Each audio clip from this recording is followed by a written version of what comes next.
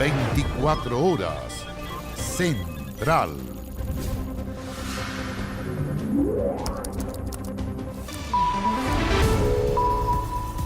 Ahora. ¿Qué tal? ¿Cómo están? Buenas noches, bienvenidas, bienvenidos a las noticias. Fíjense que hace instantes nada más la expresidenta Michelle Bachelet llegó sorpresivamente a nuestro país. Esto luego de que hace tan solo horas reafirmara ante la prensa peruana su voto por la opción apruebo. Ahí están las imágenes de su arribo en el plebiscito del 4 de septiembre. Todos los detalles en directo con Rodrigo Pérez. Rodrigo, ¿cómo te va? ¿Qué tal? Buenas noches. ¿Cómo estás, Iván? Un gusto de saludarte. Muy buenas noches. A las 19 horas con 19 minutos exactos llegó hasta el Aeropuerto Internacional de Santiago la expresidenta Michelle Bachelet. Estuvo en Lima, Perú. Ahí sostuvo varias reuniones con altas autoridades de ese país, también con representantes de la sociedad civil. Y durante esta jornada, en un punto de prensa de la Organización de las Naciones Unidas, en su cargo como alta comisionada de los derechos humanos, ratificó que va a votar por la opción del apruebo para este próximo 4 de septiembre. Hay imágenes, la que ustedes ahí están observando, de su llegada a nuestro país. Llegó hasta la zona internacional, en el sector VIP, el nuevo lugar de protocolo, escoltada también, y en estos momentos ya se encuentra en su casa, en su domicilio en la comuna de La Reina. Lo que hemos informado, o más bien lo que hemos averiguado durante estos últimos minutos, es que la exmandataria va a estar durante muy pocos días, porque tiene que retornar hasta Ginebra, en Suiza, para así terminar su cargo como alta comisionada de los derechos humanos a fines de agosto, y hasta el momento se desconoce si es que va a tener algún tipo de reunión con representantes políticos. Esa es entonces la información confirmada hasta el momento. La expresidenta ya se encuentra en nuestro país después de una visita en el país vecino. Bien, Rodrigo, quedamos atentos, por supuesto, a las novedades que puedas tener tú y comentar también que este arribo fue celebrado por quienes promueven el apruebo. El que no sería capaz de mover la aguja electoral respondieron desde el rechazo. La llegada de Michelle Bachelet generó reacciones y desde el comando de su opción ya barajan actividades para que en ellas participe la exmandataria. Yo lo he dicho antes, yo estoy por el apruebo de la reforma de la Constitución. Reafirmando su apoyo por el apruebo, comenzó la jornada la expresidenta Michelle Bachelet, reiterando lo que ya se conocía esta vez en una conferencia de Naciones Unidas. Fue en Perú en donde la exmandataria se refirió a la propuesta que emanó de la Convención Constitucional. Me recuerda una canción de Pablo Milanés que dice: no es perfecta, más se acerca a lo que yo siempre soñé. Tras eso vendría la sorpresa porque lo que se inició como un rumor terminó concretándose. La exmandataria aterrizó en suelo chileno en la misma jornada que muchos solicitaban su presencia en el país para asumir un rol protagónico en la campaña del apruebo a menos de 50 días del plebiscito de septiembre. Y le hago una invitación de venir a Chile para manifestar que efectivamente esa es opción. Yo me imagino que la situación en la que están es de tal desesperación que están teniendo que recurrir a todo. Tampoco me corresponde a mí llamarla a jugar un rol. Debate que dio comienzo a otro. Bachelet ya está en Chile y su llegada se produce tras las definiciones que han expresado los exmandatarios Frey y Lagos. Ella va a hacer una contribución fundamental y me parece que su aporte es gravitante y yo creo que puede ser decisivo para el triunfo del apruebo. Su mensaje, su claridad frente al proceso de cambio que está viviendo nuestro país, me parece que sintoniza con el pueblo ciudadano. Está en su legítimo derecho si quiere hacer campaña porque es ciudadana de Chile. Sin lugar a dudas que cualquier causa que cuente con su apoyo va a tener más respaldo. Arribo que celebró su sector, más cautos son en la vereda del rechazo. La llegada de la exmandataria, aseguran, no afecta y por el contrario, dicen evidencia las debilidades de la opción que quiere una nueva constitución. Hay un nerviosismo muy grande que han tenido que traer a la expresidenta Bachelet, que dijo que no iba a estar en Chile y que además dijo que iba a aprobar cuando no había leído el texto. La presidenta Bachelet como expresidenta va a ser siempre bienvenida, esta es su casa, pero esto no cambia ninguna aguja, nada. ¿Qué efectos podría generar su eventual apoyo? En el sector del apruebo se analizan posibles actividades en las que podría participar la expresidenta para captar el voto de indecisos y potenciar la opción que hoy está bajo el rechazo, según diversos estudios de opinión. Cambiamos de tema. Este jueves volverán a subir las bencinas, pero esa no es la única mala noticia. Hay un estudio de la Universidad Diego Portales que está proyectando alzas por al menos 35 semanas más. El alto precio de los combustibles ha generado que muchos opten por vehículos más eficientes para desplazarse por la ciudad. Es una de las grandes leyendas del básquetbol mundial. El nombre de Shaquille O'Neal dejó huella en la NBA, pero ahora encandila en otros escenarios bajo el nombre de DJ Diesel. Me encantaría que mi marca DJ Diesel se asociara al precio del combustible. Estaríamos disparados a la luna. El único camino es hacia arriba. Y tiene razón DJ Diesel, el valor de los combustibles se fue a las nubes y genera problemas en el mundo entero. En Panamá, por ejemplo, el litro supera los 1.400 pesos chilenos.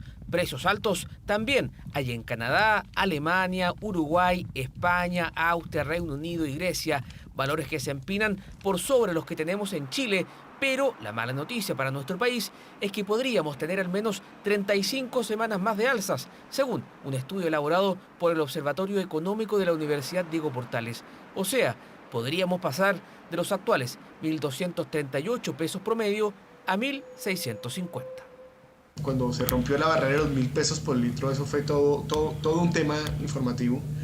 Pero ya no, ya se asume que bueno, ya estamos en 1.250 o en 1.200 o en 1.050 en el caso del diésel. Pero el tema aquí realmente lo lamentable y lo preocupante para todos aquellos que utilizan autos para su transporte en términos de auto privado, es que esto va a continuar. Es por ello que variables como el uso y la eficiencia se tornan fundamentales a la hora de elegir un vehículo por estos días. El rendimiento explica que este Suzuki, el Expresso, se haya transformado en el segundo auto más vendido del país durante 2021. Es uno de los vehículos con mayor rendimiento, sobre los 24 o 27 kilómetros por litro. También es el más económico que está disponible hoy día en el mercado. Y ha sido uno de los favoritos del público. Aquí en Movicenter se vende prácticamente un 20% de la venta de Suzuki son de ese modelo. Una buena recomendación es ver el sitio consumovehicular.cl para saber el rendimiento tanto en carretera como ciudad de todos los modelos que circulan en Chile, dato que de seguro será útil para María Eugenia, quien se encuentra cotizando un vehículo y en su elección será clave el rendimiento medido en kilómetros por litro. Además que vivimos en las afueras de Santiago, entonces por lo tanto para nosotros el trayecto es largo. Y bueno, la pregunta es cuánto rinde en ciudad y en carretera. Es un factor súper importante entonces a la hora de elegir. A la hora de elegir, obviamente, tiene que ser el rendimiento. ¿Y el factor combustible es importante? Sí, por supuesto. Ahora si fuera eléctrico sería ideal, pero todavía están muy carísimos. Pesos ya no alcanzan a ser 10 litros, son 9 litros y tanto, entonces no. Hay que considerar un vehículo que sea económico, City Car, para andar en la ciudad. Bencinas que a contar de mañana volverán a subir de precio, ya son 47 semanas de alzas consecutivas. 53 ataques en lo que va del año ha sufrido la región de Los Ríos. La cifra es casi igual al total de hechos ocurridos durante todo el año pasado. El subsecretario del Interior viajó hasta la zona para evaluar eventuales medidas de seguridad, entre las que no se descartaría el estado de excepción. Lo han descrito como el desplazamiento de la violencia en el sur del país. La región de Los Ríos ha sido el escenario de una serie de ataques incendiarios que han afectado vehículos y predios. Un aumento de hechos violentos que gatilló la visita del subsecretario del Interior a la capital regional. Bueno, primero que nada, el estado de emergencia en la zona.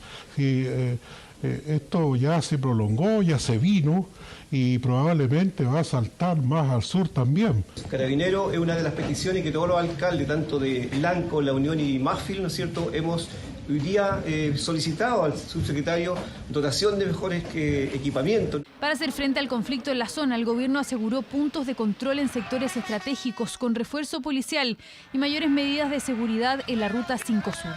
Hoy día le hemos dado a conocer al subsecretario las distintas voces de la región, las distintas voces del territorio, para poder hacer frente a una situación que hoy día está complicando y está generando incertidumbre, que está generando dificultades en la población. Surge la pregunta, ¿será posible establecer un estado de excepción como lo han solicitado algunas autoridades locales y parlamentarios de la zona? Siempre va a ser una opción usar todas las herramientas que el Estado de Derecho le da al gobierno y por eso para evaluar la aplicación de esas herramientas, entre las cuales está el estado de excepción. Hoy día estoy aquí por mandato del presidente de la República y de la ministra del Interior. Solo durante el mes de julio ya se contabilizan al menos 4 ataques incendiarios en la región de Los Ríos.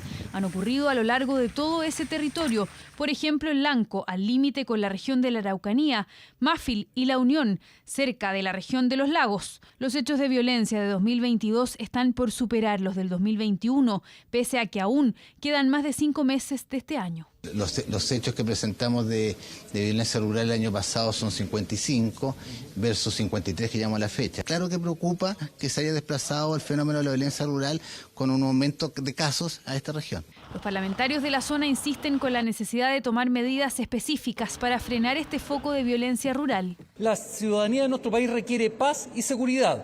Y para la paz y seguridad es fundamental tener mano dura y aplicar cada una de las herramientas que nuestro Estado de Derecho hoy día posee. Llegó la hora de que el gobierno no sea tan ideológico y realmente tome decisiones más pragmáticas en beneficio de los habitantes.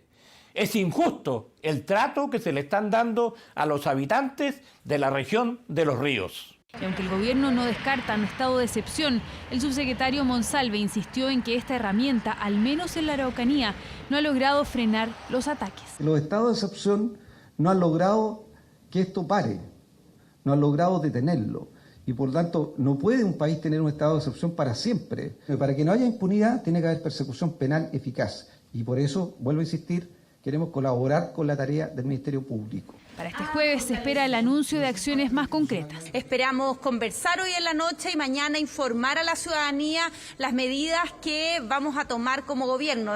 Definiciones que esperan ansiosos los afectados y las autoridades locales. Su temor fundado reside justamente en la violencia rural que se ha vivido en la región vecina del norte y que no se ha detenido pese a los estados de excepción. Y a propósito, la atención se apoderó del Congreso luego que se rechazara el veto que permitiría el despliegue militar para custodiar la infraestructura crítica. El gobierno culpó a la oposición, que calificó como insuficiente el resguardo que la iniciativa ofrecía. Josefa Budnik tiene los detalles. Tensa jornada se vivió en la Cámara de Diputadas y Diputados. Esto tras el rechazo con abstenciones y votos en contra de la derecha y del oficialismo al veto sustitutivo que presentó este martes el gobierno. Acción que buscaba modificar ciertos puntos del proyecto ya aprobado de infraestructura crítica, el que permite el despliegue militar en establecimientos de primera necesidad, como centrales eléctricas, hospitales o centros de abastecimiento básico. Conocido el resultado, comenzaron las recriminaciones. Me parece que debiera existir una coordinación mejor entre el gobierno y sus bancadas parlamentarias, pero eso no excusa la responsabilidad política que tienen sectores que se han llenado la boca hablando acerca de la seguridad de las personas. Nosotros no nos íbamos a prestar en ningún caso para la maniobra que trató de impulsar el gobierno para darle el gusto al Partido Comunista de no renovar el estado de excepción constitucional. Ese fue el punto en conflicto, una herramienta que podría ser utilizada por el gobierno y así no insistir con el estado de excepción que más de un conflicto ha generado en el oficialismo. Veto que provocó modificaciones que fueron consideradas como insuficientes por la oposición, desatando la tensión con el gobierno. Más bien este no es un problema de contenido, sino, como ha quedado en evidencia acá, es un punto político que en este caso no daña al gobierno, sino que finalmente daña a las personas. La gente en la macrozona sur, y lo amplío a los ríos, a los lagos, quiere más protección, no quiere menos. Y este proyecto, que está diseñado para proteger cosas, dejaba en la indefensión a las personas. Los propios parlamentarios que dijeron que esto era muy necesario y muy útil para proteger la infraestructura crítica de nuestro país fueron exactamente los mismos parlamentarios que el día de hoy lo terminaron votando en contra. La motivación hoy día del gobierno era hacer que era esto o el estado de excepción. Y ministro Jackson, lo que quieren los chilenos es esto y el estado de excepción, no o. La pregunta ahora es, ¿qué ocurrirá con ese estado de excepción en la macrozona sur? Pregunta que aún no tiene respuestas concretas. Primero quiero clarificar que eso son cosas distintas, lo hemos estado conversando con la ministra de Defensa. Esta era una herramienta más, no modifica el trabajo que hemos estado haciendo en las distintas zonas de nuestro país, tanto en el norte con el 265 como el estado de excepción constitucional. Esperamos que la próxima semana tener que venir, y lo haremos con gusto, para poder votar favorablemente un estado de excepción que sea sin letra chica. Bueno, el gobierno ahora tendrá que evaluar cuáles son los pasos que van a seguir. Pasos a seguir por un estado de excepción que tiene como plazo máximo la próxima semana para debatirse en el Congreso. De ser así, los parlamentarios tendrían que sesionar de manera extraordinaria en semana distrital para analizar esta situación. El Congreso despachó el proyecto que crea un bono único de invierno por 100.000 pesos y la extensión del postnatal parental hasta septiembre. Con ello queda listo ya para convertirse en ley. Bono invierno, y lo revisamos ahora, de 120.000 pesos, que va a llegar a ¿quiénes? 7,5 millones de personas. ¿Quiénes lo van a recibir? Los beneficiarios de aporte familiar permanente, que incluye el subsidio único familiar, asignación familiar y seguridad y oportunidad. Quienes ya cobran, por ejemplo, el bono invierno, mayores de 65 años y pensión inferior a pensión mínima solidaria. También está, por supuesto, el subsidio de discapacidad mental incorporado, aporte previsional solidario de invalidez, pensión básica solidaria de invalidez. Este beneficio podrán obtenerlo también quienes no reciben estos beneficios descritos anteriormente, ¿no? Pero que estén dentro del 60% del registro social de hogares y tengan a menores de 18 años, o bien a personas mayores o dependientes con algún grado de discapacidad. Representa cifras que son relativamente menores comparados con otras cosas, con otras medidas que conocimos especialmente durante el año pasado.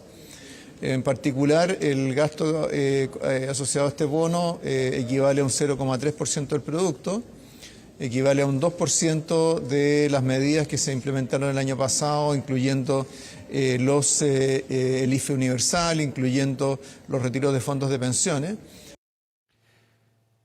Bien, queremos conversar más sobre este tema y es por eso que estamos en contacto con la ministra del Trabajo y Previsión Social, Janet Jara, a quien saludamos de inmediato. Ministra, ¿cómo le va? Buenas noches. Buenas noches. Gracias por recibirnos, ministra, y preguntarle de inmediato, ¿cuándo comenzaría a pagarse eventualmente este bono? Bueno, primero señalar que estamos muy contentos como gobierno con la aprobación del fortalecimiento del programa Chile Apoya. Como sabemos, al principio el gobierno estableció 21 medidas en apoyo de las familias que más lo requerían y hoy día con estas otras 2 medidas legislativas, tanto la extensión del postnatal como el bono extraordinario de invierno, así como también iban con 2 medidas de orden administrativo, que es la extensión del IFE laboral y del subsidio protege hasta fin de año, porque vencían en septiembre. Creemos que vamos también fortaleciendo la situación de las familias que han tenido un periodo difícil durante este tiempo. Y sobre su pregunta en particular, quiero señalarle que estamos trabajando aceleradamente en conjunto con el Ministerio de Desarrollo Social para que el Instituto de Previsión Social, que va a ser la institución pagadora, pueda, en primer lugar, pagar a una cantidad importante de chilenos, casi 4.800.000 personas que reciben estos beneficios todos los meses, a quienes se les depositaría la semana del 16 de agosto, directamente en los casos que están las cuentas RUT registradas y en el caso de las personas que tengan que concurrir presencialmente bajo un calendario para evitar aglomeraciones. Ministra, hay otro grupo de personas que es la que usted mencionaba, perdón. Solo para complementar el tema del pago, que son aquellas que están dentro del 60% más vulnerable y que tienen a su cargo el cuidado de una persona, ¿no? Ya sea una persona mayor dentro de su grupo hogar, o un niño, o una persona con una discapacidad, y en ese caso estamos trabajando efectivamente porque ellos no reciben habitualmente pagos todos los meses, también para pagar lo más pronto posible, y el calendario de pago lo publicaremos apenas estemos con estos procesos ya más avanzados. Ahora, ministra, este grupo de personas que usted describe, las últimas, ¿no? Que no están recibiendo beneficio de manera permanente, ¿tienen que postular para recibir este bono? No, Iván, ellas tampoco tienen que postular porque hay que recordar que en nuestro país el año pasado se hicieron transferencias monetarias que cubrieron, o entrega de bonos, o entrega de subsidios que cubrieron a gran parte de la población y muchas de ellas ya están en los registros administrativos del gobierno, del Estado, más bien dicho. Lo que sí, que como no reciben todos los meses y no están los sistemas de pago habituados a hacer estos pagos todos los meses, por eso se están conformando las nóminas. Sí me gustaría señalar que las personas que no están dentro de la asignación familiar o del subsidio único familiar y que están en esta otra situación, que entrarían por la vía del registro social de hogares, tienen hasta el 22 de julio para actualizar, si es que necesitan hacerlo, su registro social de hogares y entrar en los primeros pagos, que es una información muy importante de entregar. Ministra, y esa fecha, que es pasado mañana, por ejemplo, puede haber algunas personas cuya situación económica haya variado de manera drástica en los últimos meses y naturalmente dicen, mire, yo nunca he recibido un subsidio del Estado, pero ahora no sé, no tengo trabajo, estoy fuera de los programas de ayuda. tienen que postular, tienen que tener registro social de hogares, alcanzan a hacerlo. Esto se conoce ahora, pero hasta el día 22 hay plazo. Sí, lo que pasa es que la ley estableció que estas personas pueden ingresar, si es que no estaban en el registro social de hogares hasta el 1 de agosto, para calificar para el bono. En general, las personas siempre se pueden inscribir en el registro social de hogares. Pero quienes deseen entrar en los primeros pagos, el llamado es hacerlo hasta el 22 de julio, a efecto de poder apurar el proceso, porque queremos y sabemos que las personas están necesitando este apoyo, entonces queremos llegar prontamente.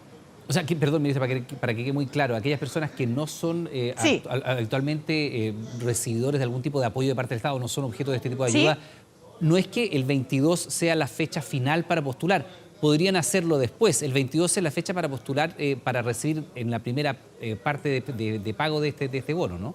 Pueden hacerlo después también. Hasta el 1 de agosto está establecida la fecha de corte en la ley, Iván, y para ser súper clara en esto, el 22 de julio es una fecha para quienes tengan que actualizar algún dato, por ejemplo, acerca de la composición de su hogar, ¿ya? Y para estar dentro de los primeros pagos. Ahora, para calificar para el bono, en general se va a tomar la situación de las personas hasta el 1 de agosto. ¿Qué es lo que va a ocurrir? Que van a salir los primeros pagos, ¿cierto? Que estamos tratando de hacerlo pronto, por lo mismo que señalaba, porque sabemos que la población tiene una necesidad y se requiere este pago que sea con prontitud, pero efectivamente si hubiera alguien que actualizara su registro social de hogares desde el 22 de julio al 1 de agosto o ingresara por primera vez sus datos, en ese caso la persona va a ser pagada en una nómina extraordinaria con posterioridad. Ministra, la idea es que las personas... Perdone. No, por favor, termine la frase, por favor. Sí, lo que pasa es que aquí son 7,5 millones de beneficiarios del bono, porque me gustaría también precisar que, por ejemplo, en el caso de la asignación familiar, cuando las personas tienen más de una carga acreditada, lo van a recibir por cada carga. Sí. Entonces son un volumen importante también de bonos que se paga y la idea es que el proceso sea lo más simple para las personas. Por eso también el Instituto de Previsión Social, una vez que la ley esté publicada, va a colocar en su página web un aplicativo que básicamente es un rectángulo donde las personas digitan su RUT y pueden consultar, ¿cierto?, si son beneficiarias o no, y también se va a publicar el calendario de pago para que todas las personas puedan tener tranquilidad de cuándo se le van a efectuar los depósitos o cuando, si es que es pago presencial, tuvieran que concurrir a hacer el cobro. Ministra, antes que se nos vaya el tiempo, es muy relevante. Todas las proyecciones económicas señalan que la inflación va a seguir creciendo. Recién dábamos el precio de los combustibles. Hay incluso estudios que dicen 35 semanas más de alza. Se supone que el invierno va a ser muy duro en esa materia. El panorama internacional también lo refrenda. Este bono es por una única vez. ¿Es una discusión que esté cerrada o es algo que se puede evaluar si es que fuera necesario un segundo bono? Teniendo en cuenta que son 1.200 millones de dólares y que el ministro Marcel incluso ya ha cuantificado el impacto, que de acuerdo a los cálculos oficiales sería bastante marginal en el proceso inflacionario, pero sí podría ayudar a mucha gente que a lo mejor va a tener un invierno mucho más difícil y que estos 120.000 pesos, si bien son una ayuda, no alcanzan a netear lo que ha subido el costo de la vida. Bueno, el bono es una de las medidas que se han tomado, pero como también lo hemos señalado, ahora en agosto quiero señalar que viene la extensión de la PGU para toda la población que está entre el 61% al 90% de las personas mayores de 65 años, así como también viene el segundo reajuste del salario mínimo. Este es un esfuerzo que se ha hecho en un contexto de responsabilidad fiscal que el mismo ministro Marcel ha señalado y que viene de recursos, ¿cierto?, que se recaudaron en la operación renta, pero como el presidente también lo ha indicado muchas veces, toda la situación y los apoyos que se van dando tanto a las pymes también, que se han hecho varios anuncios en la materia, como a las familias se van evaluando cada una en el momento, ¿cierto?, de acuerdo a la situación que se va viviendo. Hoy día hemos legislado sobre este bono y nuestro interés hoy día es poder aplicarnos rápidamente para que las familias efectivamente lo puedan percibir. Bien, pues ministra Janet Jara, le queremos dar las gracias por estos minutos, que tenga buena jornada, muy amable. Muchas gracias a usted. Bien, pues nosotros hacemos una pequeña pausa. Estamos de regreso de inmediato, espérenos.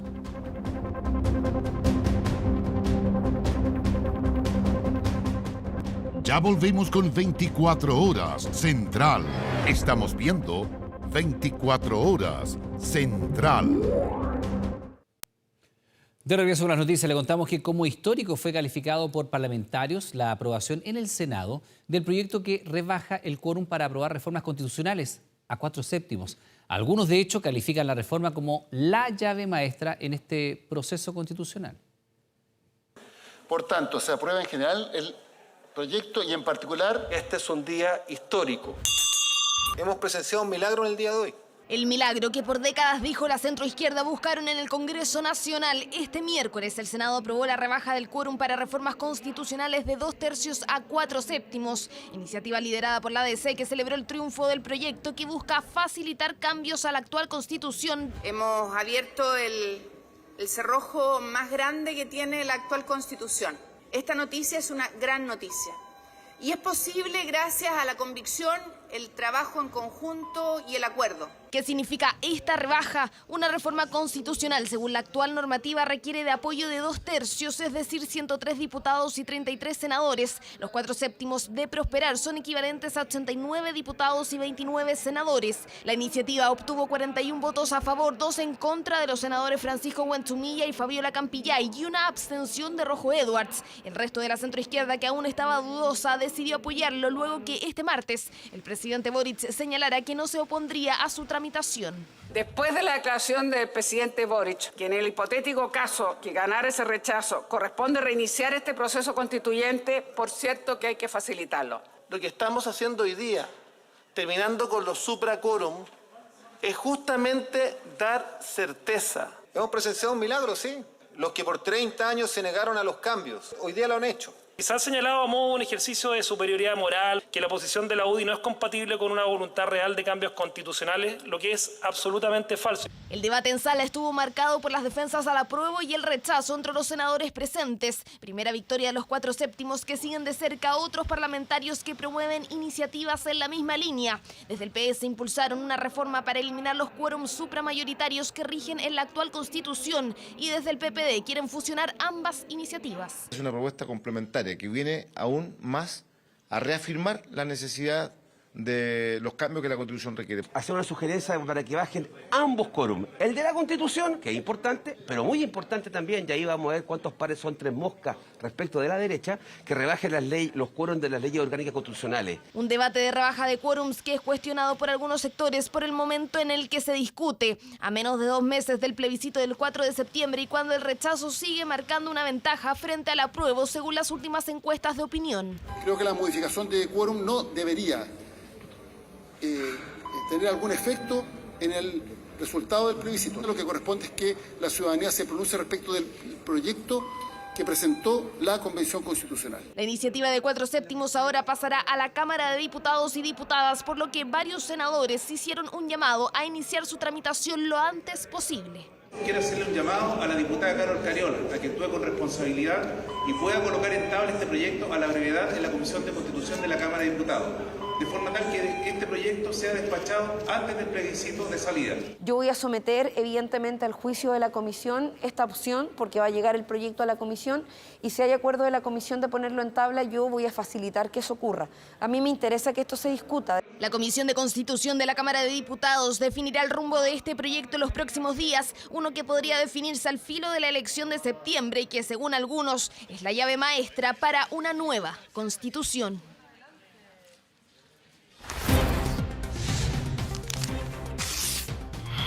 Camino al plebiscito. Bueno, ¿cuántas veces usted nos ha escuchado hablar de esto? Ola de calor en Europa, crisis hídrica en Chile. Son los efectos del cambio climático, tema que también está presente en la propuesta constitucional.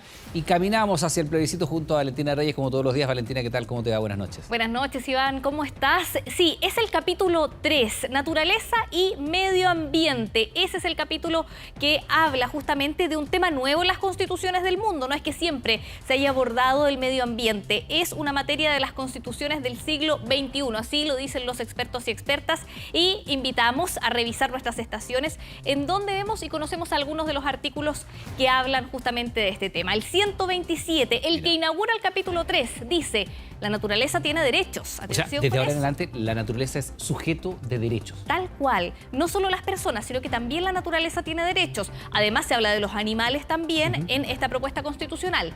Y agrega el artículo 127. El Estado y la sociedad tienen el deber de protegerlos y respetarlos a estos derechos de la naturaleza. Avancemos al siguiente artículo revisando este capítulo número 3.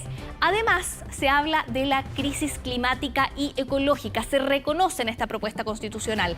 Es deber del Estado adoptar acciones de prevención, adaptación y mitigación de los riesgos, las vulnerabilidades y los efectos provocados por esta crisis climática y ecológica. También una novedad. Perdón, le pone al Estado la obligación de tomar estas medidas para mitigar la crisis. Sí, es algo que igualmente el Estado hace. Hay planes de mitigación frente a la crisis climática y sus efectos, pero ahora queda con rango constitucional. ¿Qué piensan los expertos, las expertas respecto a estos derechos de la naturaleza? Vamos a revisarlo de inmediato. No estoy de acuerdo con que la naturaleza tenga derechos, solo las personas son sujetos de derechos y son ellos los que lo hacen valer. En el fondo de ir contra el modelo de desarrollo que ha tenido Chile históricamente y contra, además, se opone radicalmente al concepto de desarrollo sustentable, porque en el fondo lo que establece es que todos son guardianes un poco de estos derechos y en definitiva tampoco se establece claramente cuáles derechos. La vida no se sostiene si no existe la naturaleza, por lo tanto esto es un derecho del siglo XXI, por decirlo así. Ya no podemos seguir haciendo lo mismo, un desarrollo basado, ¿cierto?, en la extracción intensiva de recursos naturales, porque en el fondo no alcanza y tampoco alcanza para el recambio tecnológico solamente. Acá tenemos que ir hacia otros paradigmas. Valentina, tú decías que esto naturalmente corresponde al derecho más moderno, ¿no? Constituciones más modernas que miran la naturaleza, miran el cambio climático y dicen, bueno, tenemos que hacer algo y ponerlo en rango constitucional. Sí. ¿Qué países en nuestro continente tienen derechos de la naturaleza que estén destacados en la Constitución? Aquí en Latinoamérica nos señalaban que Ecuador y Bolivia tienen derechos de la naturaleza justamente, o el tema de medio ambiente en sus constituciones, y también Brasil, es otro de los países. Con la Amazonía en lo concreto, me parece. Exacto, ahí tienen rango constitucional. Pero avancemos también, Iván, a la siguiente estación, donde habla de la reparación. Quien daña el medio ambiente tiene el deber de repararlo, sin perjuicio de las sanciones administrativas, penales y civiles que correspondan conforme a la Constitución y las leyes. Nosotros también tenemos ciertas leyes que hablan de esto, pero no tienen de nuevo este rango constitucional. Nuevamente tenemos dos puntos de vista sobre este tema, vamos a escucharlo. Efectivamente hay que bajarlo al delito ambiental, definir cuáles son esos delitos, definir cuáles van a ser esas penas, y también tanto para las personas que dirigen estas empresas como también obviamente sanciones para la misma empresa como entidad, porque son aparte, digamos. La reparación en general no ocurre. Lo que ocurre es la compensación de ese daño. El daño ambiental y la necesidad de repararlo también está contemplado desde la ley 19.300 en Chile. Lo que sí es novedoso y que en Chile se ha intentado legislar en esta materia es de los delitos ambientales, porque la Constitución establece claramente que van a haber sanciones penales, pero eso también se lo entrega el legislador. Nuevamente temas que quedan a materia de ley, de delitos ambientales.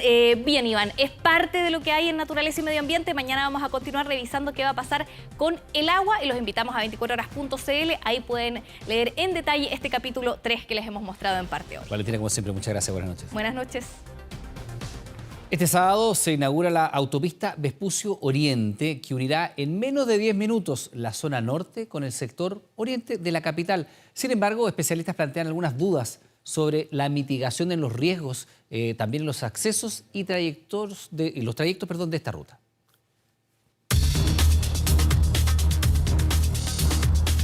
A través de poco más de 9 kilómetros recorre las comunas de Huechuraba, Recoleta, Las Condes, Vitacura, La Reina y Ñuñoa.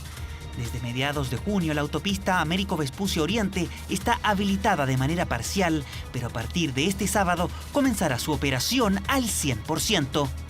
Es una inauguración en la que nosotros vemos Américo Vespucio Oriente como parte de una conectividad integral entre el sector norte y el sector oriente de Santiago.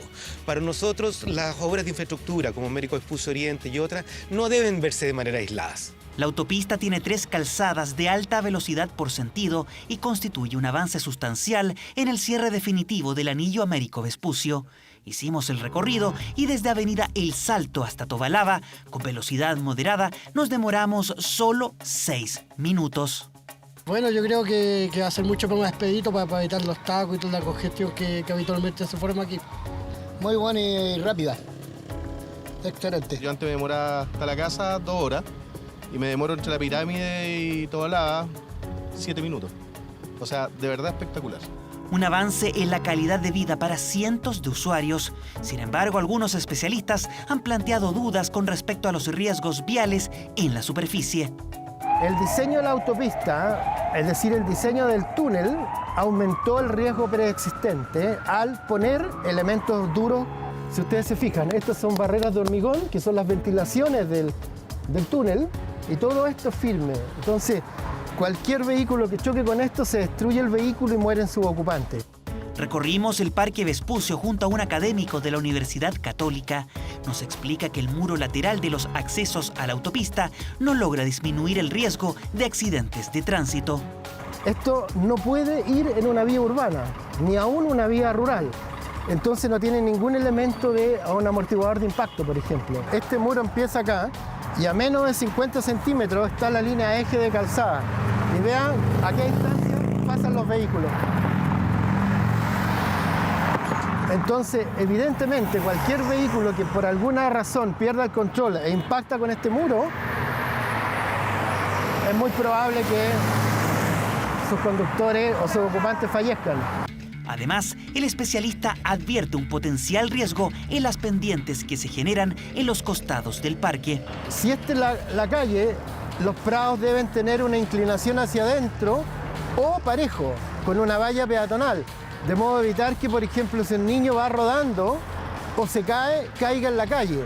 A través de un comunicado, el Ministerio de Obras Públicas señaló que las obras en el Parque Vespucio se encuentran en proceso de revisión conjunto entre los municipios de Vitacura y Las Condes. En dicho proceso de revisión se han detectado algunas observaciones, las que están siendo materia de subsanación por parte de la sociedad concesionaria. Con respecto a los sectores donde se generan salidas de autopistas, se han incorporado vallas segregadoras por razones de seguridad vial. Una importante obra de ingeniería que mejorará la calidad de vida de muchos capitalinos, pero que todavía genera dudas por la mitigación de riesgos. El presidente del Senado, Álvaro Elizalde, y su par de la Cámara de Diputados, Raúl Soto, lideraron la cuenta pública del Congreso Nacional. La instancia contó con la presencia del presidente Gabriel Boric y el escenario post-plebiscito del día 4 de septiembre marcó esta octava edición en la cual los parlamentarios dan cuenta de su labor legislativa. Destacaron la discusión dada a partir de la crisis sanitaria y la promoción de medidas como la postergación del cobro de servicios básicos que pusieron en el centro de las necesidades las personas.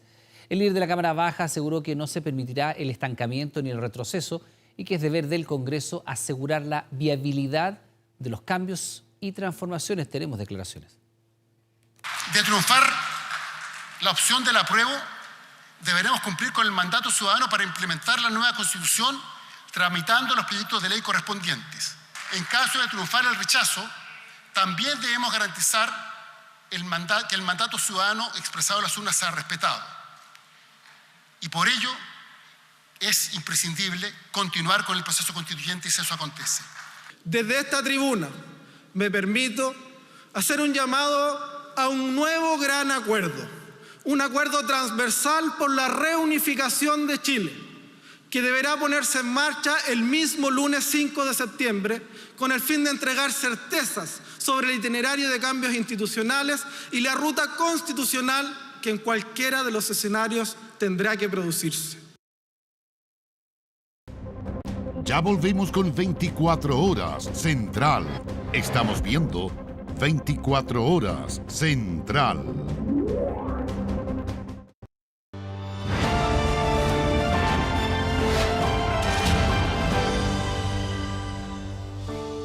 Usted nos ha escuchado hablar de las temperaturas que superan los 40 grados, incendios sin control en distintos países de Europa. De eso vamos a hablar junto a Marcelo Lagos, que está acá en el estudio. Marcelo, ¿cómo te va? ¿Qué tal?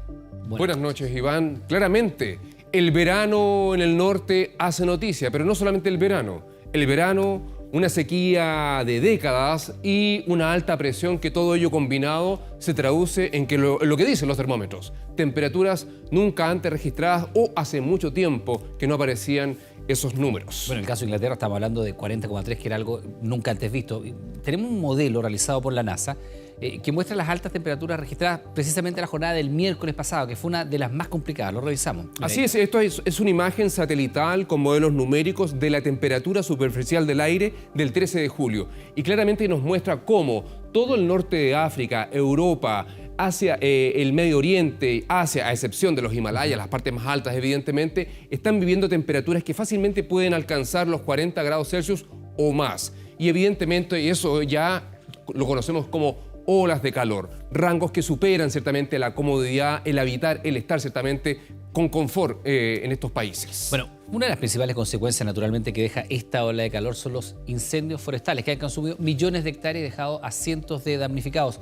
Vemos el informe de Belén Arellano y seguimos con Marcelo Lagos. El mapa del infierno.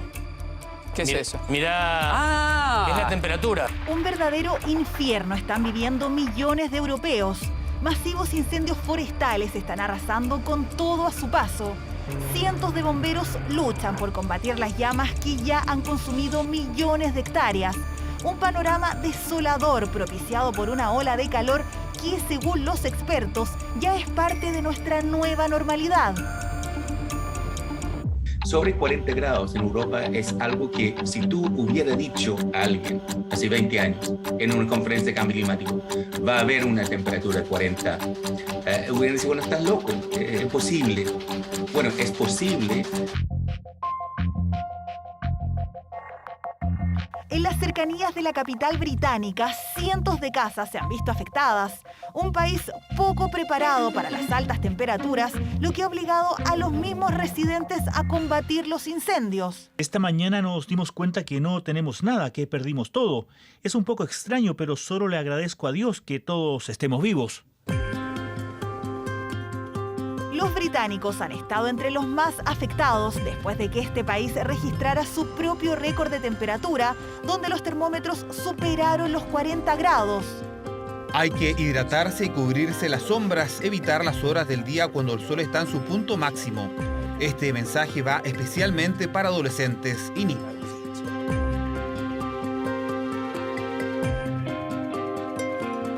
Los franceses están un poco más acostumbrados a las altas temperaturas, pero de igual manera esta ola de calor los tomó por sorpresa. En la región de Gironda, al suroeste del país, más de 20.000 hectáreas han sido reducidas a cenizas y cerca de 40.000 personas han sido evacuadas. Una situación que llevó al presidente Emmanuel Macron a visitar la zona. Lo que tenemos frente a nosotros es uno de los incendios más grandes de nuestra historia. Solo quiero felicitar el excelente trabajo que han hecho los bomberos.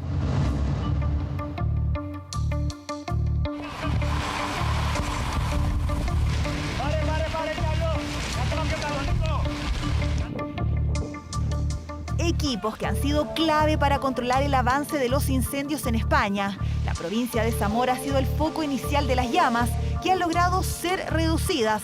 Sin embargo, en la región de Galicia, nuevos siniestros preocupan a las autoridades, obligando a evacuar varias localidades cercanas. Entonces hay 4 puntos, sobre todo más al oeste, que son los que más nos preocupan. Ahora las horas críticas y con estas ráfagas de viento que está volviendo a haber, pues estamos viviendo ahora momentos tensos. Seguimos con control y remate ahora. En algunos sitios todavía actuación directa porque hay llamas, en este caso lo que tenemos son reproducciones y entonces es control y remate. El norte de la capital de Grecia también ha sido escenario de incendios que están destruyendo todo a su paso y que han obligado a evacuar al menos 8 localidades. Una zona que ya el año pasado sufrió con los incendios y donde hoy hay al menos 500 bomberos combatiendo las llamas. Los expertos aseguran que este frente cálido debería empezar a bajar durante los próximos días. Sin embargo, los estragos y los efectos han dejado huellas en millones de personas dentro de un continente cada vez más golpeado por la emergencia climática.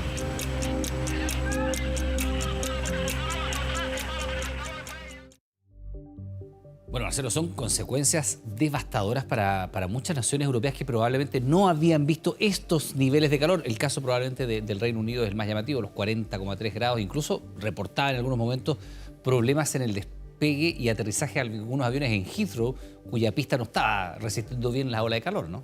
Bien lo has dicho, lo visto, lo vivido en este minuto, de alguna forma revela cómo las sociedades tienen que comenzar a adaptarse para lo que viene. Y evidentemente el norte está preparado para retener, contener el calor. Perdón, el frío. Para retener el calor en los días tan fríos, pero no para soltar esa temperatura. Así es. Y particularmente hay que pensar de que hoy día ellos están en verano, una alta presión. Recuerden que la alta presión comprime ciertamente el aire cálido que se acumula abajo, rodeado por bajas presiones. El aire cálido se ha mantenido por mucho tiempo, ha acelerado la generación de incendios. Eso todo en un ambiente de sequía, todo lo hace mucho más complejo. Mira, y aquí tenemos algunas de las temperaturas las más altas que se han registrado junio y julio. 45 grados, por ejemplo, en Phoenix, Arizona. 42 grados en Las Vegas. Vamos a Europa, lo que tú estabas diciéndonos. Por ejemplo, ahí están los 42 grados en Las Vegas. A Europa, el norte de África, más de 40 grados, lo que decíamos recién, en Londres. Nunca lo habían registrado, ¿no? 40,3. Instrumentalmente, no. 41 grados en París, y esto es bien llamativo, 47 grados en Túnez. Y se conecta ciertamente con esta alta presión, pero particularmente lo que hay que destacar es de que, como bien se dice reiteradamente, estos son los países que influyen de forma importante en la generación de gases de efecto invernadero.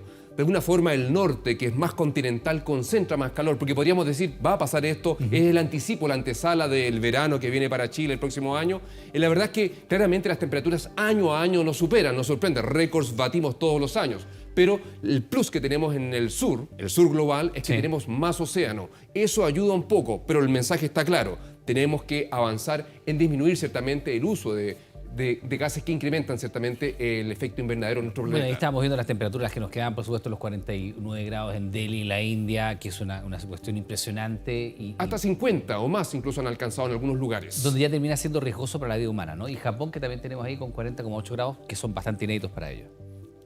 Ahora, Marcelo, y lo decían incluso en la nota de Elena Arellano, algunas de las presentaciones que se han hecho en los medios, ¿no? Una radiografía del infierno, una vista de no sé qué, y uno cuando ve precisamente las imágenes de los incendios forestales, lo que está ocurriendo son miles, y en algunos casos se ha hablado hasta de millones de hectáreas devastadas por las llamas. Y cientos de personas que ya han fallecido. En la práctica, el mensaje es el siguiente. Y como lo dijo hoy día, hace pocos minutos o horas, el presidente de los Estados Unidos, el cambio climático mata. Y eso implica medidas agresivas. Si queremos llegar a disminuir ciertamente la temperatura en el planeta, se necesitan cambios abruptos. Y las señales que estamos registrando hoy día en la naturaleza y cómo afectan a la vida humana y no humana, lo revelan. Todos estos lugares de Europa están siendo afectados por temperaturas que evidentemente nunca antes habían sido registradas, instrumentalmente principalmente hablando, y ello evidentemente visibiliza la necesidad urgente de avanzar en disminuir nuestra huella. Ahora el tema es que la COP que viene, la COP27, ¿dónde va a ser? Va a ser en Egipto. Y son países que son muy amigos, evidentemente, del uso de los combustibles fósiles y probablemente no va a ser fácil. Son los principales productores. No va a ser fácil avanzar en ello. Bueno, y aquí está el mapa, por supuesto, de los incendios, lo que tú dices, uno de los efectos más devastadores, donde han sido ya millones de hectáreas quemadas y lamentablemente cientos las personas fallecidas. Marcelo Lagos, como siempre, muchas gracias. Buenas noches, Iván. Buenas noches. Desde agosto, Temuco se va a quedar sin discotecas, tal cual. La capital de la Araucanía solo tendrá un local nocturno para más de 60.000 estudiantes universitarios. ¿Y por qué? Porque el Consejo Municipal decidió revocar las patentes de alcohol en la comuna. Mire. Epicentro de la diversión en Temuco, cientos de visitas en cada apertura, invitados especiales y fiestas hasta el amanecer. Levantadas las restricciones sanitarias, la vida nocturna retornó a la ciudad, pero rápidamente distintos condominios hicieron notar su malestar. Yo no puedo dormir no puedo dormir en la noche. El ruido es totalmente descontrolado. 4 de la mañana, cuando empiezan a cerrar las discotecas, es un griterío. El ruido es muy molesto, los autos. 5 días de la semana, piques y carreras. Los vidrios son termopanel, pero se escucha igual. Funcionaron durante meses, sin embargo las denuncias de los vecinos llevaron al Consejo Municipal a tomar una drástica determinación.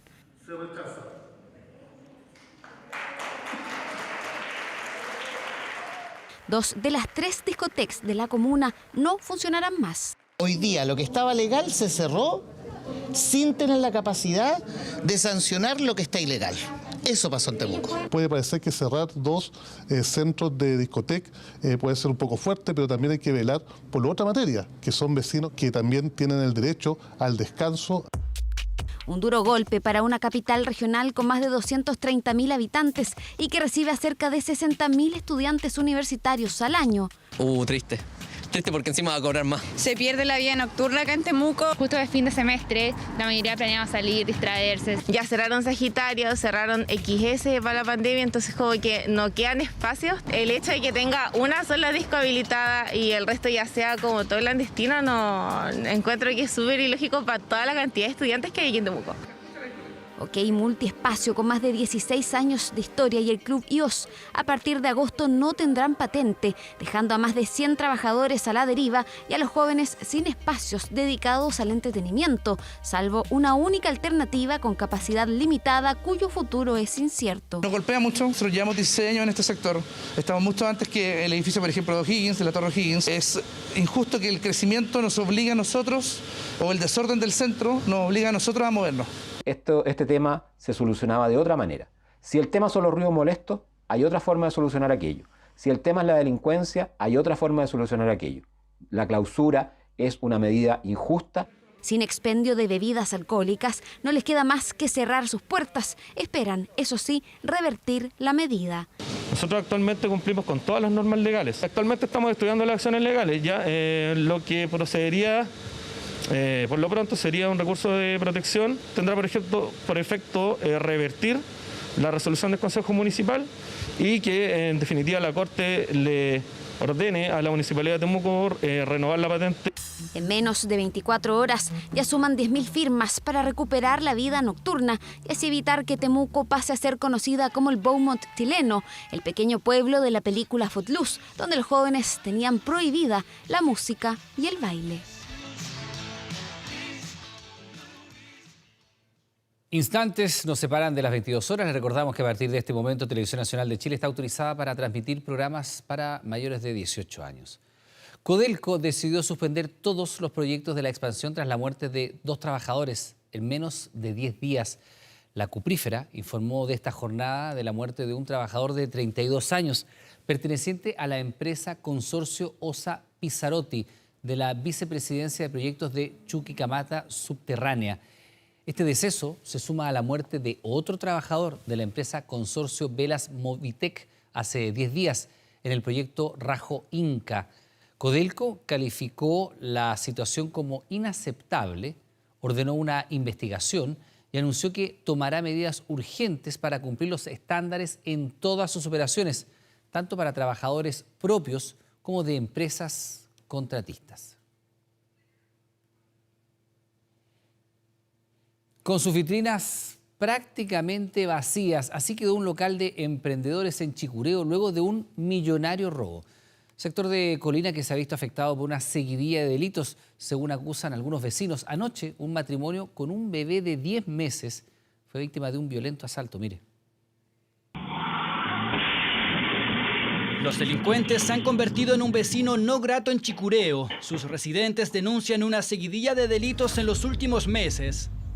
Robos a toda hora del día, temprano o tarde, son varios quienes han sufrido con la inseguridad en este sector de Colina. Esta zona hace un tiempo atrás era una zona muy tranquila y lamentablemente hoy en día tenemos que andar con este miedo. El otro día asaltaron el condominio, estábamos súper preocupados. Entraron como Juan Pedro por su casa, haciéndose pasar por residente. Yo llevo 14 años acá, cuando esto era realmente tranquilo. Ahora no. Esta camioneta fue robada la última noche a un matrimonio con su bebé. Al menos 7 delincuentes entraron a su casa, exigían una caja fuerte que nunca tuvieron. Y nos abordaron ahí porque nosotros estábamos en el cuarto. Nos apuntaron con una pistola, yo estuve amarrado como unos 20 minutos. Estaba con mi bebé de 10 meses, le pegaron a mi esposa con la bebé en brazos. Lo que ocurrió psicológicamente, ya ella está muy afectada. El matrimonio y su bebé se encuentran bien, hicieron la denuncia y esperan encontrar el vehículo familiar. La delincuencia también afectó a este emprendimiento, dedicado a la venta de joyas y decoración. El perjuicio fue de 60 millones de pesos, pero con daños irreversibles. Y lamentablemente cuando estas cosas le pasan a una pyme no queda más que cerrar. Tampoco tenemos el capital para llegar a abrir otra tienda en otro sector. Trabajamos con lo justo, los emprendedores no tenemos la capacidad de llegar y volver a reinventarnos de un día para otro. El daño ha sido devastador y lamentablemente hoy nos quedamos con los brazos cruzados. Se trata de un proyecto compuesto solo por emprendedores, pero el robo fue tan millonario que dicen es imposible recuperar lo perdido. Por lo tanto, deberán funcionar solo con una segunda tienda, es decir, con menos trabajadores y productos. Chicureo ha crecido considerablemente en población y locales comerciales. A pesar de las medidas de seguridad, los delitos aumentan, denuncian los vecinos. Estamos muy preocupados por la seguridad de nuestros vecinos y vecinas de la comuna. Estamos preocupados por el aumento de la violencia en los delitos que se están realizando. Como comuna estamos realizando un trabajo preventivo en materia de seguridad, pero lamentablemente la naturaleza dinámica de los delitos hace que se vayan movilizando de una comuna a otra. Se han implementado servicios extraordinarios enfocados a aumentar la sensación de seguridad. Tenemos un incremento de un 133% de detenidos por el delito de robo. La mayoría de estos delitos fueron denunciados, por lo tanto los antecedentes están en manos de la policía. Robos que generan un fuerte impacto psicológico en sus víctimas, familias y locatarios, incluso con cierres forzados por la delincuencia. La justicia falló a favor de un grupo de vecinos para mantener un portón con el que cerraron su pasaje pese a no tener la autorización municipal. El argumento del fallo fue que el aumento de la inseguridad en el país, lo que veíamos recién, es un hecho público y notorio. Pasó un tiempo, el retiro de un portón generó molestia en una comunidad de San Bernardo. El mismo día que sacaron los portones acá, estuvieron unos chicos tomando cerveza, fumando marihuana. De algo parecido también se quejaron unos vecinos de Maipú. Tenemos derecho como ciudadanos, la ley también nos respalda a tener seguridad y tranquilidad. Problemas con portones que ahora tienen conflicto a quienes habitan este pasaje de Pedro Aguirre Cerda. El robo con intimidación en una casa los motivó a cerrar el pasaje llamado Corinto. Se organizaron hasta juntar 6 millones de pesos. Hicimos varias completadas y varias rifas también para que saliera la cuota más barata. Al instalarlo tuvieron una sensación de seguridad, decían, pero como pasa en muchas comunidades, no todos pueden pensar de la misma manera. Jorge es zapatero y vive ahí. Asegura que por el cierre perdió a un 40% de sus clientes. El portón no va a solucionar un problema de delincuencia. Tendrían que cerrarse todas las calles. Entonces todos tendríamos que estar todos encerrados si fuera por eso. Por eso, junto a su hijo, que es abogado, presentó un recurso de protección en la Corte de Apelaciones de San Miguel. Donde estuvo el problema en particular, y aquí donde se genera todo el conflicto, es que una vez instalado el portón, se permanecía cerrado todo el día, toda la noche, todos los días. La Corte rechazó el recurso argumentando que la instalación no era un acto arbitrario, dada la inseguridad que se vive en el país. Sin embargo, envió una resolución. El portón se debía mantener abierto de 8 a 21 horas. Eso molestó al resto de los vecinos.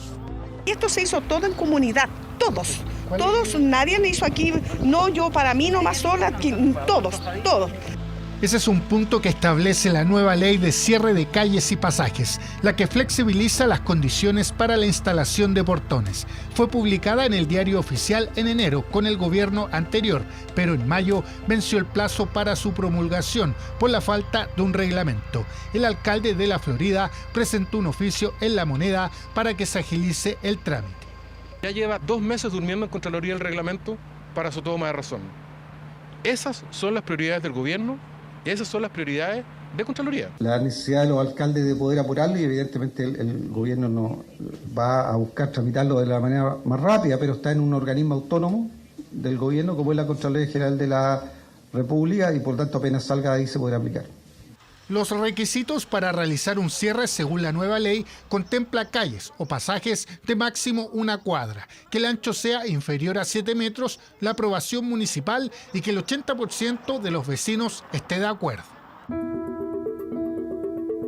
También establece que un portón puede estar cerrado hasta 7 horas al día. En caso de razones de mayor seguridad, 10. ¿Podrán llegar a un acuerdo estos vecinos? El portón está cerrado y yo llego, no tengo llave. ¿Y si me asaltan a mí afuera? Entonces ya, oye, es porque el portón estaba cerrado. Encuentro insólito que si lo sacamos la cresta, como se dice, para tener un portón, pucha, no le veo el asunto que tengas un portón abierto. Por ahora se ve difícil, pero quizás podrán tener cerrado por más horas. Los municipios serán los encargados de fiscalizar cuando la ley esté vigente. Pero por ahora es un tema que aún no se cierra.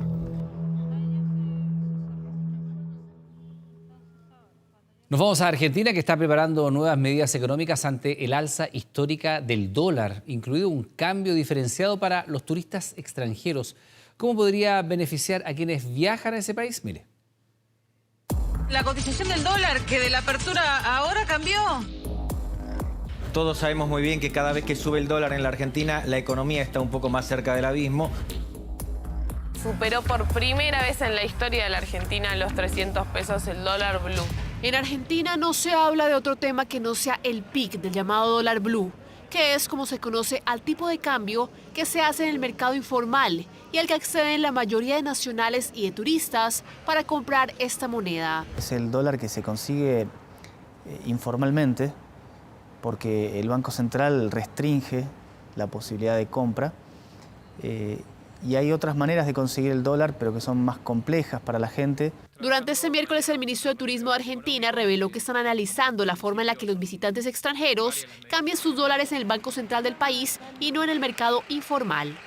Porque Argentina necesita de los dólares que traen los turistas, así que estamos trabajando también con la ministra de Economía, porque hoy, por la brecha cambiaria, muchos de esos dólares no ingresan al Banco Central. Actualmente, tomar un taxi desde el aeropuerto de Ezeiza al centro de Buenos Aires cuesta aproximadamente 29.400 pesos chilenos. Una comida en un restaurante tradicional de la capital se acerca a los 14.300 y por una noche en un hotel 3 estrellas se podría pagar unos 70.000 pesos. Precios que podrían variar si se introduce un nuevo tipo de cambio para los turistas. El turista extranjero que va a Argentina tiene un problema porque si paga con tarjeta de crédito, los dólares se los van a tomar a 135 pesos cuando hay otro mercado en el cual vale 314. Te das cuenta que la diferencia es monstruosa. Entonces, también puede llegar a ayudar a que los extranjeros que quieran visitar Argentina puedan acceder a un tipo de cambio más intermedio, más razonable. Pero más allá del impacto del dólar en los turistas, la realidad económica del argentino de a pie no da tregua. Y durante esta jornada volvió a sacar a las calles a centenares de manifestantes que exigen un salario mínimo universal y que se atienda a las demandas sociales antes que la deuda externa. Los asalariados son pobres, los compañeros que no tienen trabajo ni hablar, 6 de cada 10 chicos no tienen para comer. El presidente Alberto Fernández aseguró que su gobierno luchará contra los especuladores y aseguró que la falta de dólares no paralizará las obras de gestión.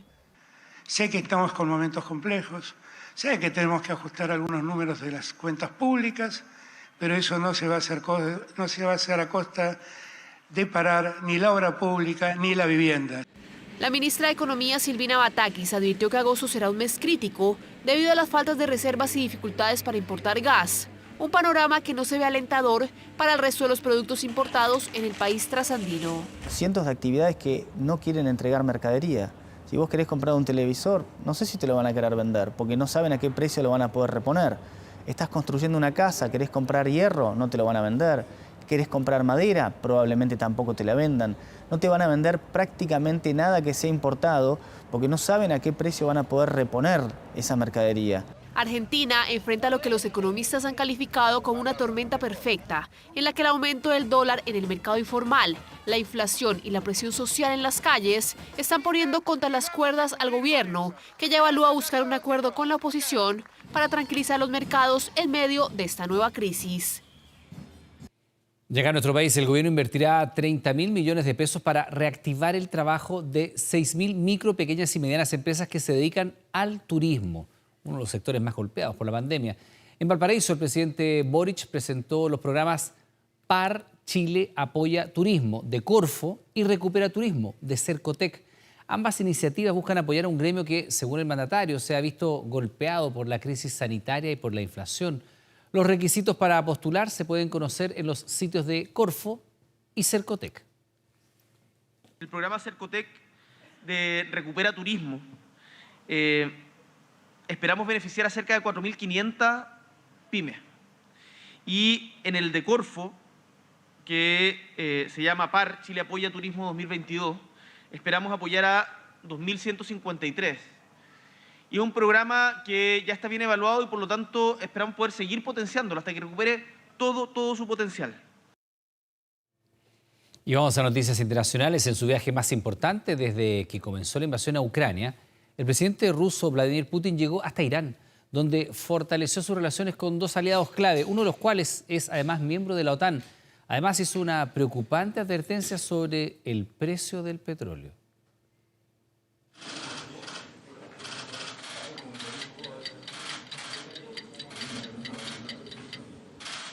50 segundos exactos frente a la cámara. Fue lo que tuvo que esperar el presidente ruso Vladimir Putin para encontrarse con su homólogo turco Tayyip Erdogan. Segundos que incomodaron a Putin, pero que rápidamente fueron olvidados tras la llegada del mandatario. Porque la visita a Irán corresponde al primer viaje de Putin desde la invasión a Ucrania. Reuniones que inquietan a Occidente mientras Rusia se prepara para intensificar sus ofensivas en el este de Ucrania, tras la toma de la región de Lugansk. Estamos viendo una amplia evidencia en la inteligencia y en el dominio público de que Rusia tiene la intención de intentar anexar territorio ucraniano adicional.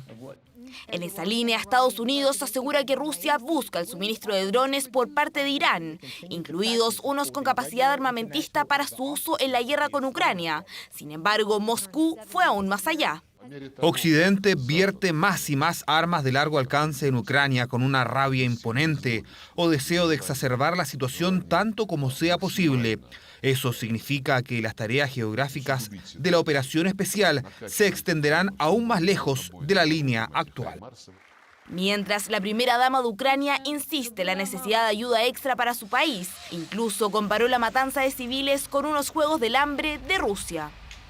Estoy pidiendo armas que no se usarían para hacer la guerra contra alguien, contra tierra ajena, sino para proteger la casa de uno y el derecho a despertar vivo en esa casa. Estoy pidiendo sistemas de defensa aérea para cohetes, para no ser asesinados, para no matar niños en sus cochecitos. Pero pese a la diplomacia despegada por Kiev, el mapa geopolítico se complica para Ucrania. De hecho, el encuentro de Putin con el presidente turco llega poco después que Erdogan haya dado luz verde para la candidatura de ingreso a la OTAN de Suecia y Finlandia, hecho que provocó la molestia y amenaza rusa de bloquear esta incorporación. A ello se une una dura advertencia del mandatario ruso en el plano económico. Limitar el precio del petróleo es lo mismo que está sucediendo con el gas. El resultado será el mismo, un aumento de los precios. Los precios del petróleo se dispararán. Una amenaza que Europa ya veía venir. Ante ello, la Unión Europea logró llenar sus depósitos de gas a un 64% y se espera que para noviembre estén en un 80%. ¿Cuál es la propuesta para pasar el invierno? Suponiendo que haya una interrupción total del gas ruso, necesitamos ahorrar gas para llenar nuestros depósitos más rápido. Y para hacerlo, tenemos que reducir nuestro consumo de gas. Si bien los afectados directos serían los ciudadanos europeos que ya buscan soluciones frente al impacto que podría generar este hecho, el alza del petróleo terminará afectando a casi todos los rincones del mundo. Se lo contábamos ayer, ¿no? El mundo del espectáculo está despidiendo a Jorge Chino Navarrete, que murió a los 72 años. El comunicador y humorista padecía desde el año 2009 de un cáncer a la próstata y su salud había empeorado bastante hace unas semanas tras una caída. Tantas veces me mataron, tantas veces me morí, sin embargo estoy aquí resucitando. Jorge Chino Navarrete fue un personaje recurrente en la televisión chilena, ya sea para hacer reír o para relatar momentos de su vida que nada tenían de comedia. El último de esos episodios fue una fractura de cadera que sufrió hace 3 semanas. Aquí, uno de sus últimos registros de voz, un audio enviado a su amigo inseparable Domingo Zamora. Estoy aquí en el Hospital Salvador, hermano. Es muy delicado por mi cuerpo metastásico que tengo. Así que estoy pero muy delicado, muy maltraer. Me duele que podría haber vivido, no sé, un par de meses más o un año más, si hubiese tenido un poquitito de mejores recursos. Te quiero como siempre, hermano, y ojalá salgan nuestras platas lo antes posible, porque no sabes tú cuánto necesito dinero. Me decía Domingo, yo duermo con los gatos porque necesito calor. O sea, imagínate, detalles de ese tipo, ¿no? El lunes fue sometido a una cirugía de la que no se pudo recuperar. Él siempre quiso dar alegría. Él no era de las personas que le gustaba inspirar lástima, nada. Él dijo que él venía a este mundo a hacer reír y se quería ir de la misma manera. Y esa sonrisa permanente en su rostro, que hoy se apagó, es el recuerdo que el comediante deja a todos los chilenos. El tipo llega a las 4 de la mañana y la señora está con el uslero en la puerta y le dice, ahorita que ni llegando. Y a la horita que vaya a hacer sopaipilla.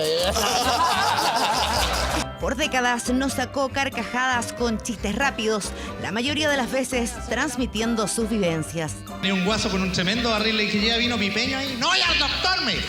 ¿Para qué ese tremendo barril? Y yo, es que el médico me dijo que le llevara la orina cada 3 meses. ¡Basta! ¿Cómo se le ocurre? Chino Navarrete no perdió oportunidad de convertir cualquier situación, por difícil que fuera, en humor. El 2009, de hecho, le diagnosticaron un avanzado cáncer de próstata. Grande Chino Navarrete. Mi señora me reclamó. Me dijo, ¿para qué te compras terno si lo vas a usar tampoco? Me dijo. No hay a usarlo cuánto.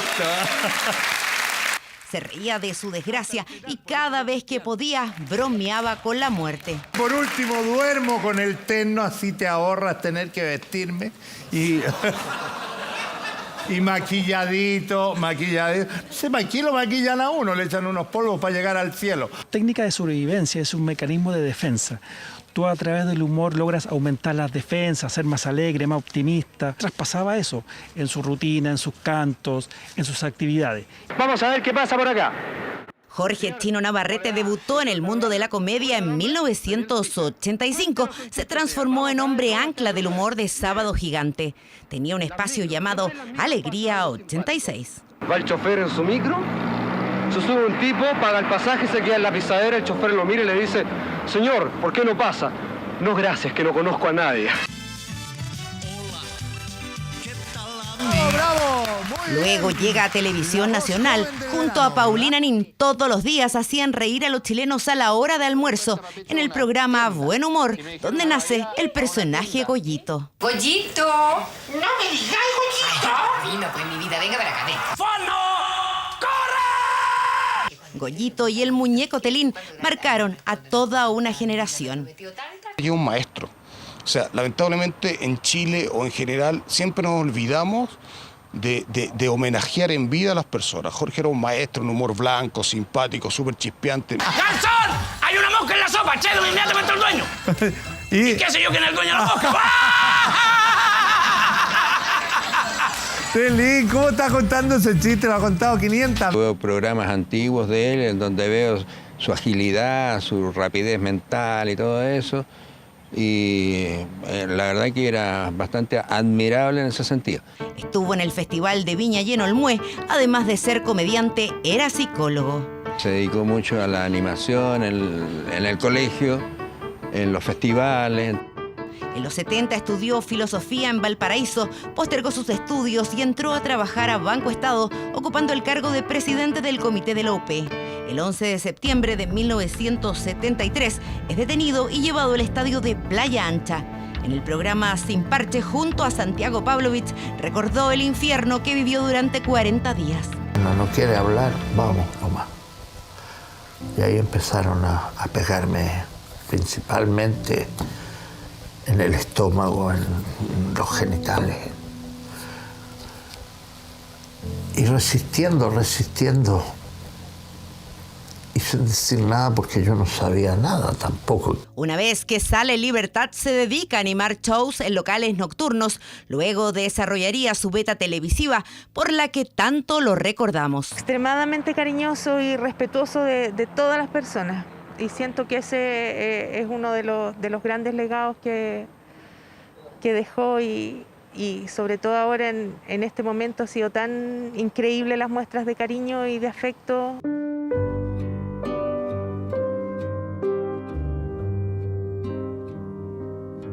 Jorge Omar Navarrete Maldonado está siendo velado en la parroquia de Los Ángeles Custodios en Providencia. Sus funerales se realizarán este jueves en el Parque del Recuerdo Cordillera. Será el último adiós a un hombre que nos hizo reír y rió hasta en los peores momentos de su vida.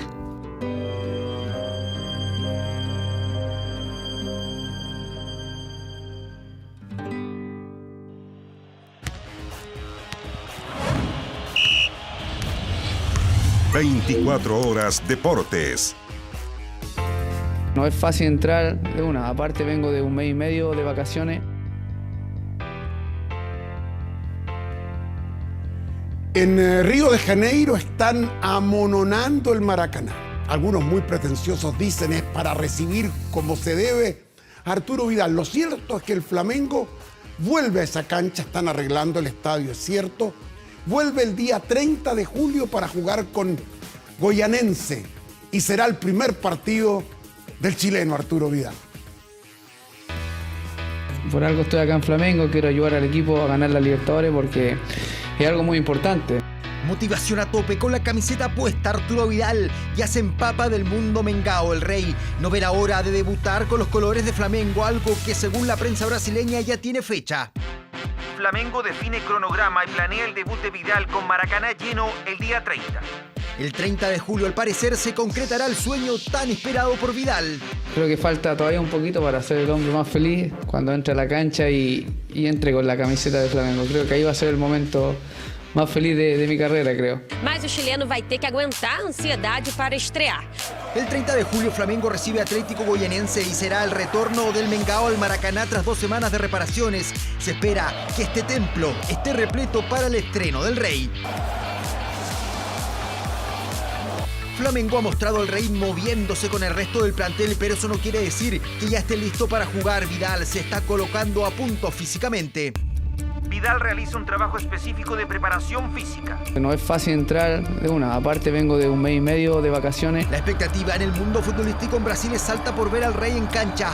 Por eso el Mengao lo quiere esperar a que esté en perfectas condiciones físicas. El cuerpo directivo y técnico llegaron a un consenso de que es necesario preservar a Vidal ante las grandes expectativas sobre su fútbol. Es muy difícil meterse en el ritmo, pero espero estar lo antes posible y ayudar lo que más se pueda. O homem está trabalhando forte aqui, viu? Vai chegar voando, hein, papito?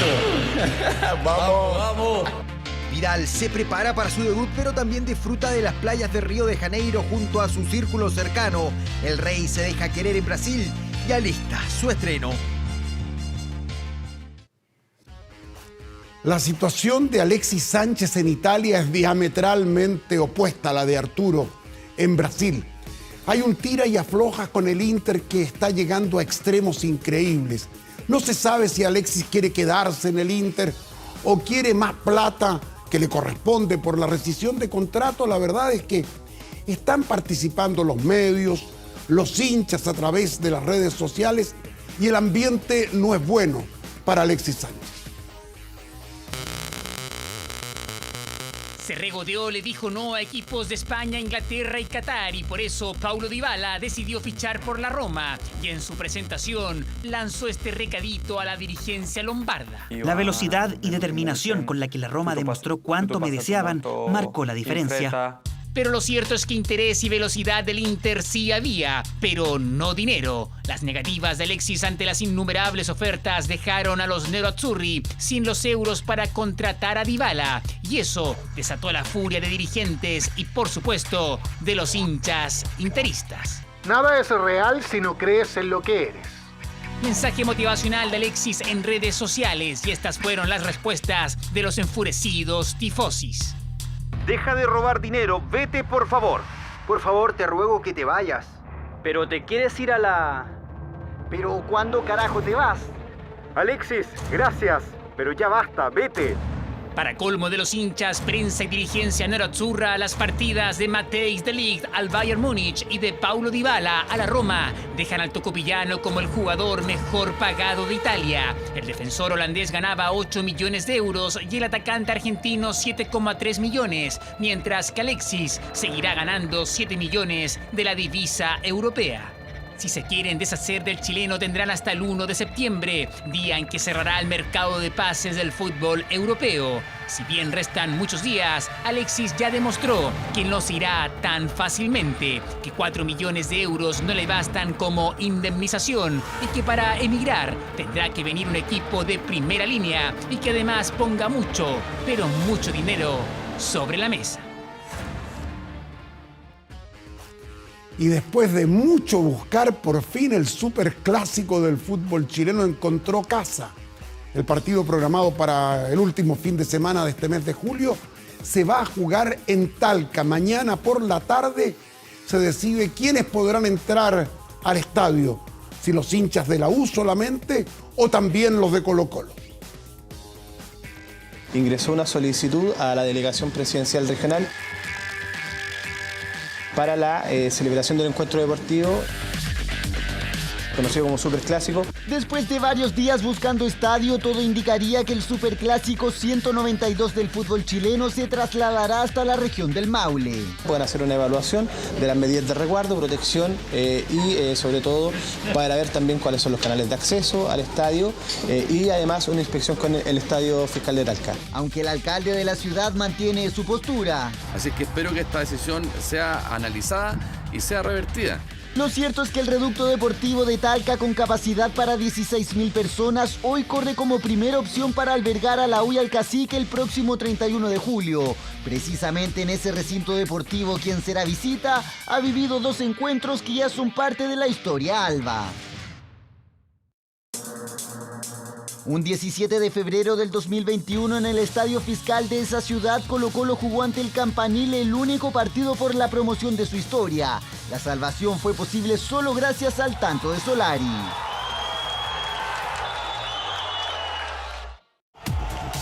Meses más tarde, el 4 de septiembre, Quinteros y compañía regresaban a tierras piducanas ahora para disputar la final de Copa Chile ante Everton. Encuentro que terminaron ganando por 2-0 y que los llevó a levantar por 13ª vez ese trofeo.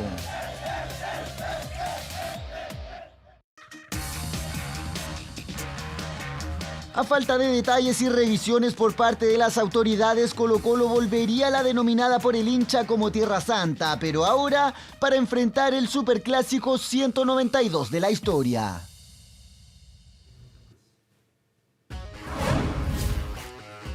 Estamos en el Mundial de Atletismo.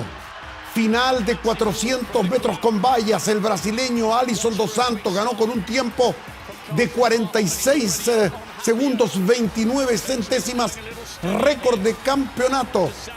El bronce y la plata fueron para los Estados Unidos de Norteamérica.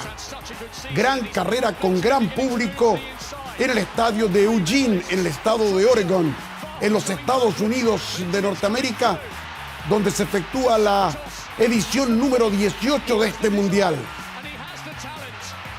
donde hubo muchas sorpresas.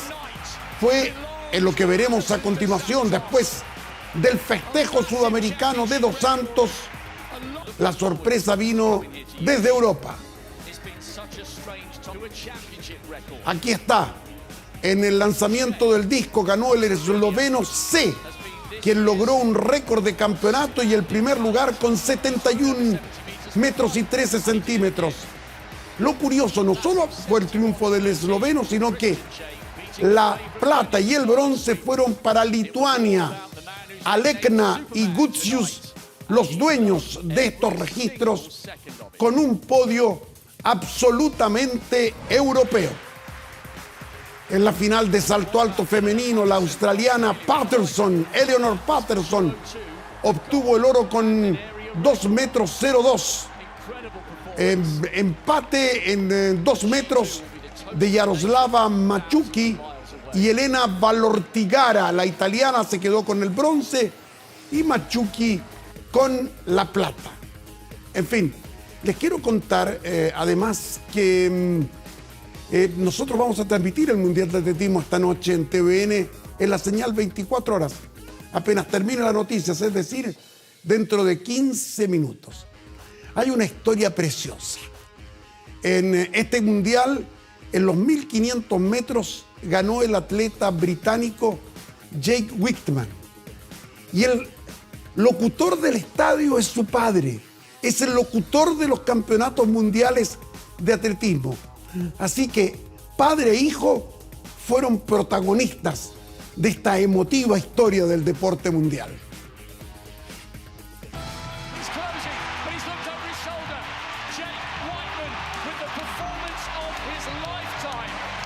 El británico Jake Whitman se quedó con el oro de los 1500 metros en Oregón. Triunfo especial e inesperado, pero sobre todo emotivo, ya que la voz del estadio que relató su vibrante victoria era la de su padre.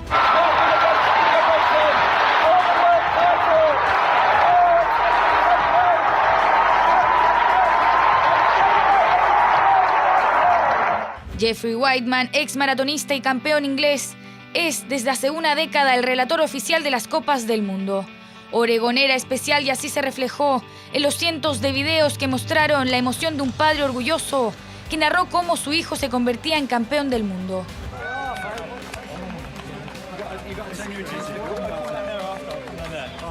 Se mantuvo bien, es muy profesional en lo que hace. Jake se convirtió en el primer británico con oro en los 1500 metros desde 1983 y lo hizo con su padre como entrenador y relator. Una emotiva jornada llena de abrazos y celebración.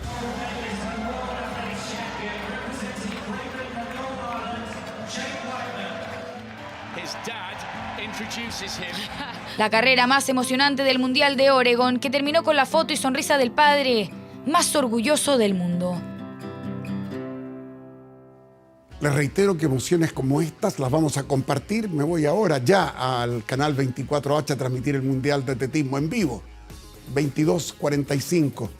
En el Campeonato Sudamericano de Fútbol Femenino, partido triste para Chile, perdió por 4-0 frente a Colombia y no pudo acceder a las rondas decisivas de este campeonato. Nosotros tenemos más noticias con Iván Núñez ahora, en un instante. Ya volvemos con 24 horas Central. 24horas.cl. Se lo contábamos recién, el Congreso aprobó y despachó de manera unánime el bono invierno, medida que va a entregar 120.000 pesos a las familias más vulnerables del país. ¿Quiénes lo recibirán o cuáles son las fechas de pago? Revísalo en 24horas.cl. Bien, pues termina la noticia, pero le damos las gracias por estar junto a nosotros. La invitación es que permanezca en nuestra sintonía. Por nuestra señal abierta llega Todo por mi familia y en nuestro canal 24 horas transmitiremos a continuación el Mundial de Atletismo. Que tenga muy buenas noches.